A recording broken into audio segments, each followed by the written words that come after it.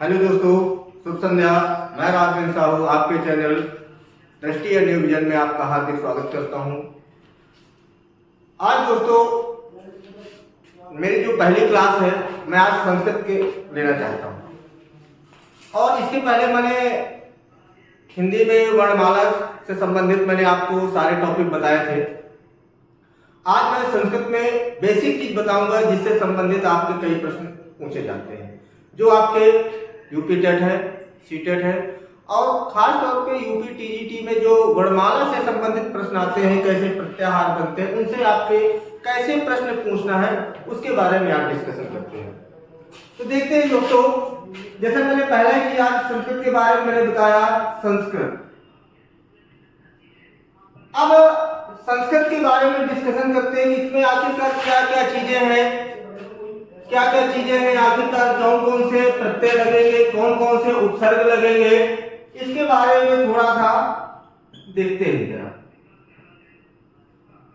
ठीक है, तो संस्कृत के बारे में अगर संस्कृत में कभी पूछ लिया जाए कि बताइए संस्कृत शब्द में ही कौन सा उपसर्ग लगा है या कौन सा प्रत्यय लगा है या कौन से धातु लगे, तो देखते हैं जरा। तो संस्कृत में अगर मैं बात करूं तो सम क्या है, उपसर्ग है, क्री क्या है, धातु है और अर्थ क्या है, प्रत्यय।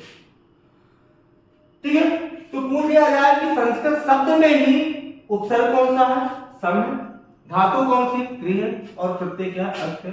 और अर्थ प्रत्यय का क्या जोड़ता है, ताज जोड़ता है। क्या जोड़ता है, ताज जोड़ता है। तो यहाँ पर सब हम चर्चा करते हैं। सम क्या है, उपसर्ग, क्री क्या है, धातु और आपका अर्थ क्या है, आपका ये बेटा क्या है, प्रत्यय। ठीक है, तो अर्थात संस्कृत कहते किसे हैं, तो एक लाइन में अगर इसकी परिभाषा की बात करूं तो शुद्ध एवं परिमार्जित भाषा को ही संस्कृत कहते हैं। अगर मैं बात करूं संस्कृत क्या है तो कह सकते हो शुद्ध एवं परिमार्जित भाषा को संस्कृत है। सिंपल सी बात। ठीक है, शुद्ध एवं परिमार्जित भाषा को क्या कहते हैं, संस्कृत। यहां तक बात क्लियर। एक शब्द और पूछ लेता है व्याकरण शब्द। व्याकरण के बारे में यदि डिस्कशन करें तो वी प्लस आंग प्लस क्री प्लस लिफ्ट। ठीक है, यानी कि पूछ लेगा इसमें कि व्याकरण शब्द में धातु कौन सी है, क्री, प्रत्यय कौन सा है, लिफ्ट है और उपसर्ग क्या है, वी और आंग का आ जाता है। ठीक है, तो अर्थात व्याकरण क्या है, तो अर्थात जिससे शब्दों की उत्पत्ति हो। ध्यान देना, जिससे शब्दों की निष्पत्ति हो, व्याकरण।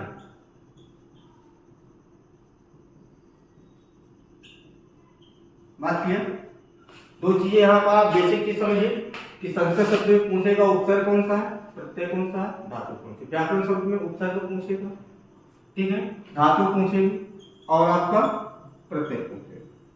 तो ध्यान देना, अगर पूछ ले व्याकरण शब्द में उपसर्ग कौन सा है तो व्याकरण शब्द में आपका लिफ्ट उपसर्ग, सॉरी व्याकरण शब्द में प्रत्यय पूछ लेगा तो लिफ्ट है, धातु पूछ लेगा आपका क्रिय है और उपसर्ग पूछ लेगा वी और आंग। ठीक है, तो ये दो चीजें आपको ध्यान देना है, बेसिक चीज है, इनसे संबंधित एक या दो प्रश्न आपके पूछ लेते हैं। ठीक है, अब बात करते हैं इन्हें संबंधित।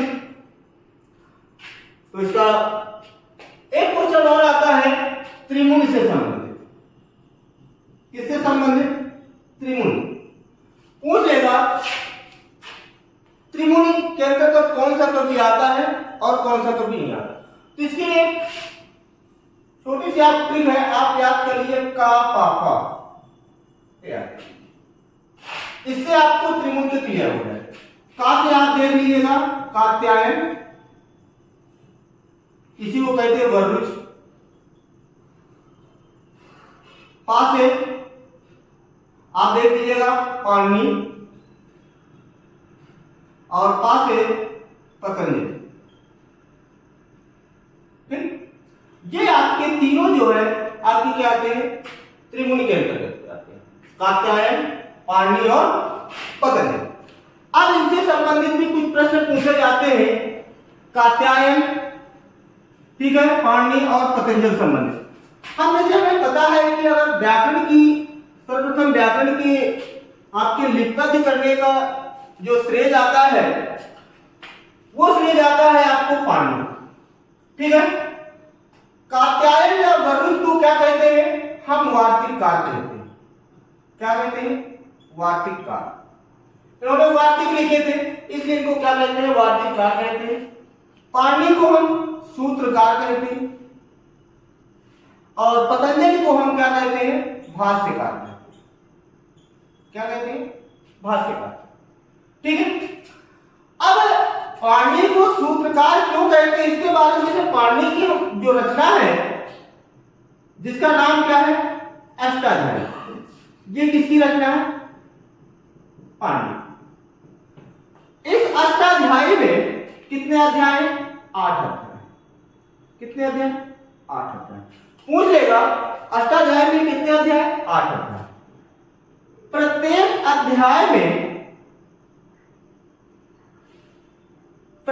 अध्याय में 4-4 पाद, अर्थात 4। तो इसलिए यदि अगर पूछेगा कि अष्टाध्याय में कुल कितने पाद हैं तो कुल कितने होंगे, 30, अर्थात। ठीक, इसके बाद इनके, क्योंकि पाणिनि ने अष्टाध्यायी में किसकी रचना की, सूत्रों की रचना की, इसलिए पाणिनि को हम क्या कहते हैं, सूत्रकार कहते हैं। लगभग अगर सूत्रों की बात करें तो इनमें से लगभग 4000 के आसपास सूत्र, कितने हैं, 4000 के आसपास, ठीक है। इन्होंने 4000 के आसपास सूत्रों की रचना। एक किसी से प्रश्न और आ जाता है कि बताइए अष्टाध्यायी का प्रथम सूत्र कौन सा है, तो प्रथम सूत्र है वृद्धिरादेश। क्या है, वृद्धिरादेश। और एक और आता है अंतिम सूत्र पूछ लेता है। क्या होता, अंतिम सूत्र। अंतिम सूत्र होता है आ आ आ। ये क्या है, अंतिम सूत्र। ये कई बार आए हुए हैं कि पूछ लेगा अष्टाध्यायी, पाणिनि के अष्टाध्यायी का पहला सूत्र कौन सा है, वृद्धिरादेश। अंतिम सूत्र कौन सा है, आ और आ, ठीक है। इसी तरीके को हम यहाँ पे चर्चा किया त्रिमुनि के बारे में। एक और आते हैं कवि जिनका नाम है भट्टोज दीक्षित। क्या नाम है, भट्टोज दीक्षित। भट्टोज दीक्षित ने क्या लिखी है, वृत्तियां लिखी है। क्या लिखी है, वृत्तियां लिखी है, इसीलिए इनको क्या कहते हैं, वृत्तिकार कहते हैं। अब इनसे प्रश्न आपसे पूछ लिया जाएगा, बताइए, 4 ऑप्शन दे दिया जाएगा, पूछ लिएगा बताइए इनमें से सूत्रकार कवि कौन सा है, वार्तिककार कवि कौन सा है, भाष्यकार कौन सा है और वृत्तिकार कौन सा है। तो इसको बहुत ध्यान से देखिएगा, इससे संबंधित एक प्रश्न तो आपको आता ही है, ठीक है। इसका स्क्रीनशॉट लीजिएगा बेटा। चलिए इसके बाद और देखते हैं। अब हमारा जो मेन पॉइंट है हमारे वर्णों से संबंधित, और वर्णों का जो प्रयोग है जिसमें स्वर और व्यंजनों की बात आती है, ये माहेश्वर सूत्रों से आती है। किससे आती है, माहेश्वर सूत्रों से, जिनको शिव सूत्र भी कहते हैं, शिव सामनाय सूत्र भी कहते हैं। तो उन्हें प्रत्याहार बनाए जाते हैं। तो देखते हैं जरा, माहेश्वर सूत्र, इसी को कहते हैं शिव सूत्र, ठीक है। और वर्ण सामनाय सूत्र,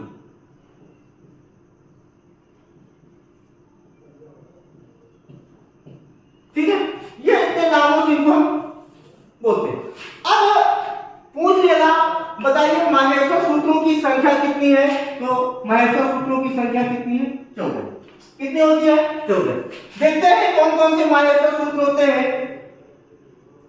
आयुध, ऋलिक, एवं, आयोज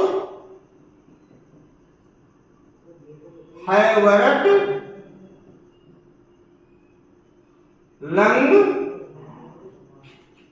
यमंगलम, झवई, घड़दस,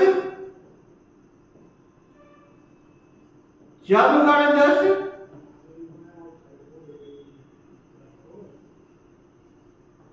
खप छठत चटतव, कपाय, सससर, हल। ये आपके हो गए कितने? 14। ध्यान दीजिएगा।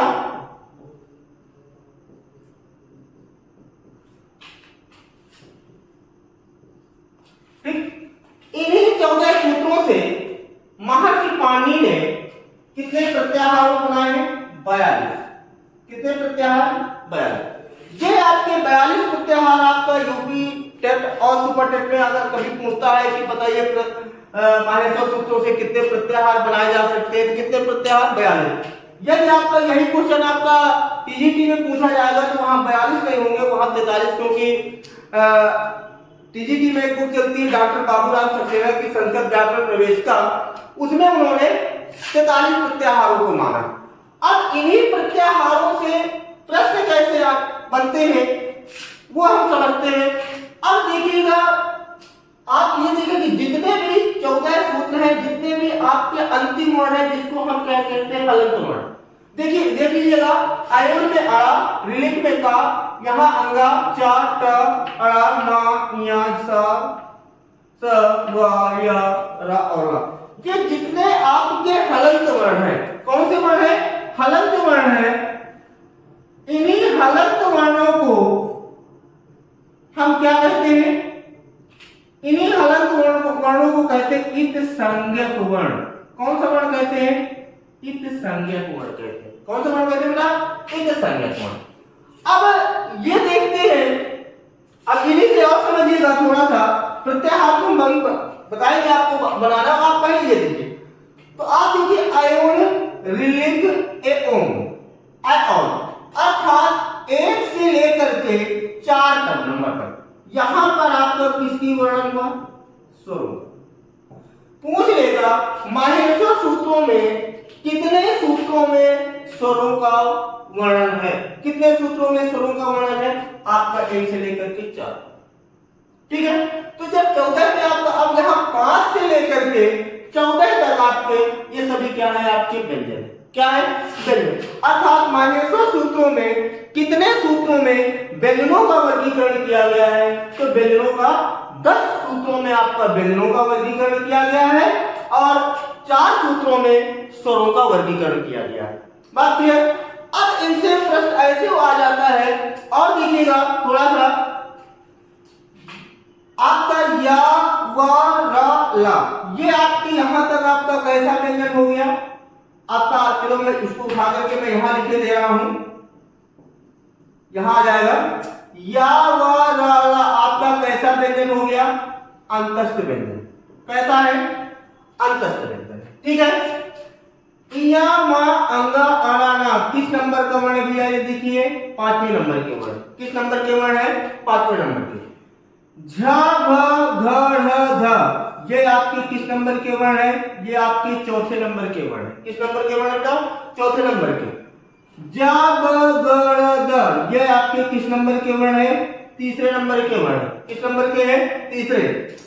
ख, फ, छ, ठ, थ, यहां तक आपका 2रा नंबर है, और चटत, कप, ये आपका यहां कितना? पहला नंबर का वर्ण है। ठीक है, और सा, सा, सा, ह, ये आपके कैसे व्यंजन है? ऊस व्यंजन। कैसे व्यंजन है? ऊस व्यंजन है। अब ये चीजें हमने आपको बता दी, यहां से यहां तक आपकी क्या हो गए? स्वर हो गए। क्या हो गए? स्वर हो गए। अब देखिए, यहां तक आपको मेरा बात समझ में आई। अब इसको आप स्क्रीनशॉट लीजिए, इसके बाद फिर हम आपको बताते हैं। अब इसी से संबंधित आपको ये पूछा जाता है कि कोई प्रत्याहार दे देगा और प्रत्याहार के अंतर्गत आपको क्या निकालना है? वर्ण निकालना है। क्या निकालना है, वर्ण निकालना। तो चलिए मैं आपको कुछ बताता हूं यहाँ पर कैसे वर्ण निकालना है प्रत्याहार के अंतर्गत। देखते हैं जरा, ध्यान दीजिएगा। जैसे मैंने आपसे कुछ प्रत्याहार यहाँ पर मैंने आपको लिखा, मैंने कहा अक, इक, यण, अच, ठीक है, और आपका झस। इस तरह से मैंने अभी आपको कुछ उदाहरण के तौर पर कुछ प्रत्याहार दिया। अब यहां पर आपसे पूछ लिया जाएगा कि बताइए अक प्रत्याहार के अंतर्गत कौन से वर्ण आते हैं, इक के अंतर्गत कौन से आते हैं, यण के अंतर्गत कौन से आते हैं, अच के अंतर्गत कौन से आते हैं, झस के अंतर्गत कौन से आते हैं। तो अब देखिए, अब आप सूत्र में देखिएगा, आ देखिए यहां लिखा है और का आपका देखिए ये लिखा, देखिएगा पहले सूत्र में आ लिखा है और दूसरे नंबर के अंत में क्या लिखा है, आपका का लिखा। जब भी एक चीज और ध्यान दीजिएगा कि जब भी हम प्रत्याहार से वर्ण निकालेंगे, ध्यान देना कि जब भी हम प्रत्याहार से वर्ण निकालेंगे तो जो भी इत्संज्ञक वर्ण होते हैं, कौन से वर्ण, इत्संज्ञक वर्ण, अर्थात हलंत वर्णों को हम क्या करते हैं, छोड़ देते हैं। तो आपका ये अड़ा और ये का, ये दोनों क्या हो जाएंगे, हट जाएंगे। तो आपके आगे के अंतर्गत कौन से कितने वर्ण आ गए, आ, ई, उ, ऋषि और आपका ली, ठीक है, आ, ई, उ, ऋषि और ली। अब देखिए आ, ई, उ, ऋषि, ली, ये आपके कैसे स्वर है, मूल स्वर। कैसे स्वर है ये, मूल स्वर। अब आपसे इसी से आपका एक प्रश्न बन जाएगा कि बताइए मूल स्वर किस प्रत्याहार के अंतर्गत आते हैं। तो आप तुरंत, अगर आपको निकालना बेटाता है कि मूल स्वर किस प्रत्याहार के अंतर्गत आता है, तो आप तुरंत बता देंगे कि अक प्रत्याहार के अंतर्गत क्या आते हैं, मूल स्वर आते हैं। बात क्लियर। इसके बाद दूसरा हमारा प्रत्याहार है इक। कौन सा प्रत्याहार है, इक। अब आप देखिएगा ई देखना है और का देखना, देखिएगा ई कहां लिखा है, देखिए इसी के आगे, आ के आगे क्या लिखा, ई है और का ये लिखा। तो फिर हम क्या करेंगे, इत्संज्ञक वर्ण अर्थात हलंत वर्णों को छोड़ देंगे। तो जब हलंत वर्णों को छोड़ेंगे तो इसके अंतर्गत कौन कौन से आ जाएंगे, ई, उ, ऋषि और ली आ जाएंगे। ये आपके क्या हो जाएंगे, इक के अंतर्गत। अब तीसरे नंबर पर देखिए क्या दिख रहा है, यण। क्या लिखा हुआ है, यण। अब देखिए या क्या लिखा हुआ है, या देखिए ये लिखा है, देखिए ऊपर तो नहीं लिखा, नहीं लिखा, और आ क्या लिखा है, ये लिखा। फिर इसमें एक संज्ञक अर्थात हलंत वर्णों को हम क्या करेंगे, छोड़ देंगे। तो टा और आ छोड़ दिया जाएगा, तो क्या आ जाएगा, या, व, र, ला। अब आप मुझको बताइए या, व, र, ला कैसे व्यंजन है। अभी हमने आपको बताया कैसे व्यंजन है, अंतस्थ व्यंजन। कैसे व्यंजन है मतलब, अंतस्थ व्यंजन। अब आपसे प्रश्न पूछ लिया जाएगा कि बताइए किस प्रत्याहार के अंतर्गत अंतस्थ व्यंजन आते हैं। तो किस प्रत्याहार के अंतर्गत अंतस्थ व्यंजन आएंगे, आपके यण प्रत्याहार के अंतर्गत। पूछ लेगा अंतस्थ व्यंजनों की संख्या कितनी, अंतस्थ व्यंजनों की संख्या आपकी 4। किस प्रत्याहार के अंतर्गत आएंगे, यण प्रत्याहार। अब देखिए तीसरा प्रत्याहार हमने यहाँ पर लिखा क्या है, अच्छा। अब देखिए आ देखिए ये लिखा है और क्या आपका ये लिखा है, देखिए आ आपका ये लिखा है, चाहे आपका ये लिखा। तो यहाँ पर इस संज्ञक वर्णों को फिर छोड़ेंगे तो अंगा छूट जाएगा और आपका चा छूट जाएगा। अब इसका मतलब ये हुआ, देखिए आ, ई, उ, ऋषि, ली, ए, ओ, आए, आओ, ठीक है। ये आपके क्या हो गए, सारे स्वर आ गए। यानी कि पूछ लिया जाए कि बताइए किस प्रत्याहार के अंतर्गत सभी स्वरों का वर्ण या सभी स्वर आते हैं, किस प्रत्याहार के अंतर्गत सभी स्वर आते हैं। तो आप क्या कहोगे बेटा, अच प्रत्याहार के अंतर्गत सभी स्वर आते हैं।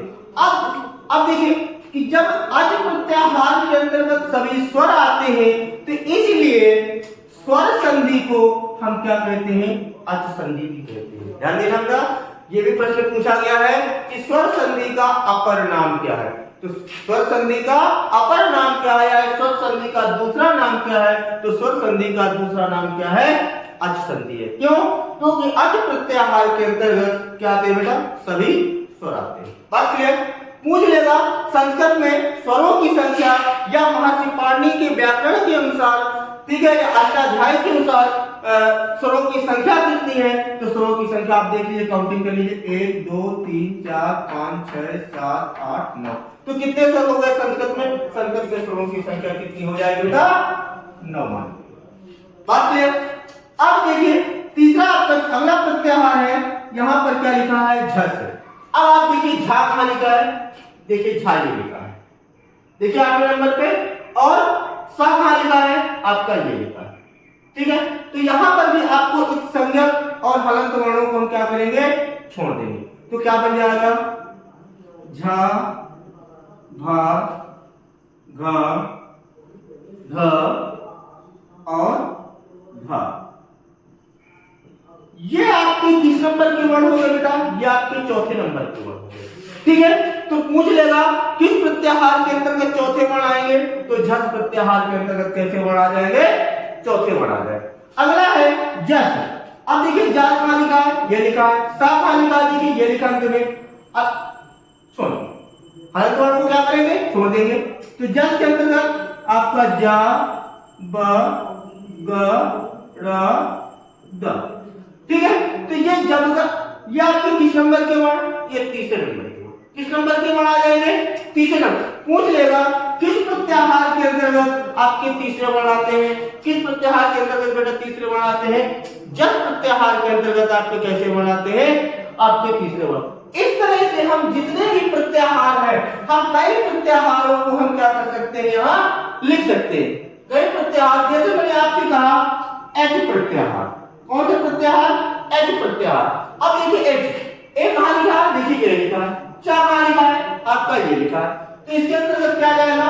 ए ओ आई औ। तो ये ए ओ आई औ कैसे स्वर है बेटा? ये आपके संयुक्त स्वर है। कैसे स्वर है? संयुक्त स्वर है। पूछ लेगा किस प्रत्याहार के अंतर्गत आपके संयुक्त स्वर आते हैं? तो किस प्रत्याहार के अंतर्गत संयुक्त स्वर आते हैं? आपका एच प्रत्याहार के अंतर्गत आपका संयुक्त स्वर आते हैं। जैसे इसके बाद मैंने एक और प्रत्याहार मैं कहूं जैसे सन प्रत्याहार। मैंने क्या कहा? सन। अभी देखिए मैंने 13वें नंबर पे आपको बताया होगा कपय ससर और हल। ये आपको मैंने लिखवाया होगा 13 और 14 नंबर का सूत्र। तो अब देखिए सन में अब आप देखिए पहले सा है और ला है। सा देखिए कहां है? ये लिखा है। ला ये। अब देखिए बताइए क्या यहां पर कहीं सा लिखा है? नहीं लिखा। तो अर्थात ये हलंत वर्णों को हम क्या करेंगे? छोड़ देंगे। क्या करेंगे? छोड़ देंगे। तो सा के अंतर्गत क्या आ जाएगा? सा सा सा हा। अर्थात सा सा सा कैसे व्यंजन है? ये आपके ऊ से व्यंजन है। कैसे व्यंजन है बेटा? ऊ से व्यंजन है, ठीक है। तो कहने का मतलब ये हुआ कि पूछ लेगा किस प्रत्याहार के अंतर्गत आपके ऊ से व्यंजन आते हैं? तो किस प्रत्याहार के अंतर्गत आपके ऊ से व्यंजन आते हैं? सन प्रत्याहार के। इस तरह से आपके 42 प्रत्याहार हैं। इनके बारे में आप इस जो 14 सूत्र मैंने बताया आपको, अयुण ऋलिक एवं अयोत है वरट लंग यमंगणनम झवई झवई गणदस जब गणदस खप चटत चटतो कप है सस सर हल। कोशिश करिएगा बेटा इनको याद करने की। मैं ये नहीं कह रहा हूं कि आप एक बार में इनको तैयार, आप कम से कम 2 3 3 का जोड़ा आप बना के आते। जैसे अयुण ऋलिक एवं गयोच, अयुण ऋलिक एवं गयोच है वरट लंग यमंगणनम झवई गणदस जब गणदस खप चटत चटतो कप है सस सर हल। तो इस तरह से आपको ये 14 सूत्र तैयार करना है। इन्हीं से संबंधित आपको प्रत्याहार से वर्ण निकालने को आएंगे। ये आप तैयार करिए। कल मैं आपको नेक्स्ट वीडियो में इसका और प्रत्याहार से कैसे प्रश्न बनते हैं, किस प्रकार से और आपके प्रश्न प्रत्याहार से संबंधित पूछे जाते हैं, या माहेश्वर सूत्रों से और किस प्रकार के प्रश्न अभी तक आए हुए हैं, उनके बारे में आपको डिस्कशन करूंगा। तो धन्यवाद दोस्तों।